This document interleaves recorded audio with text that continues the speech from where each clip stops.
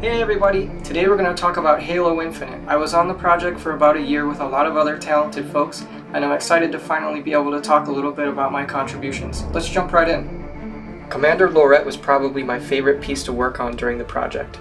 I did the high-res sculpting and texturing work for her face. The process of creating the face involved no scans. I started sculpting multiple different faces and then mixed them together to arrive at a unique identity to fit the look production wanted to target. I put a lot of work into the details and tried to make her believable as a real person as much as I could, despite it not being based on anyone specifically. In addition to working on the commander's face, I also did the first full pass of high-res modeling on her armor set. This was really fun, and obviously when you come to work on Halo, you hope you get to create a Spartan.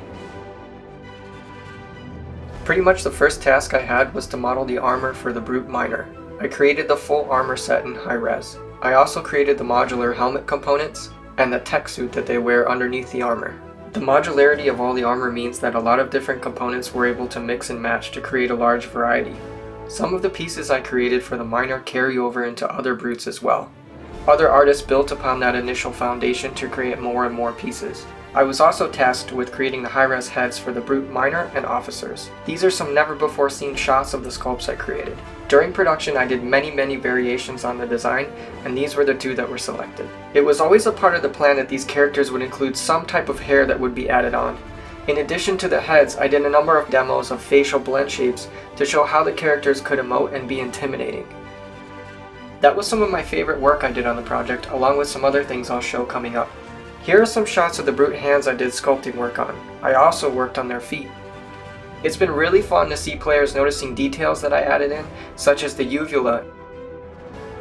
I was responsible for modeling all the brute's teeth and tongue. I tried to include as much anatomical accuracy as I could.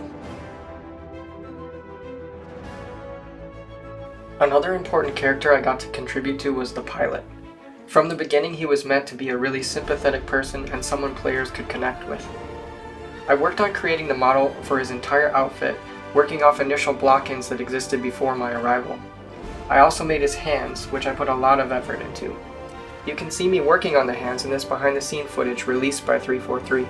The only elements that I didn't do modeling work on for the character's costume were his helmet and the boots, which were taken from another character that already existed. The pilot's face was created by another artist, but I did do a considerable amount of work on the pilot's hair. The hair was a big story element and a great opportunity to show the passage of time, telling story through visuals. I created his beard, his short hairstyle, and polish passes for his long hair and feedback for his shorter stubble look. All of these images are real-time hair. The process is to create a texture sheet of multiple sections of hair laid flat, and then using planes organically placing them around the face to create the look of volume using only flat geometric cards.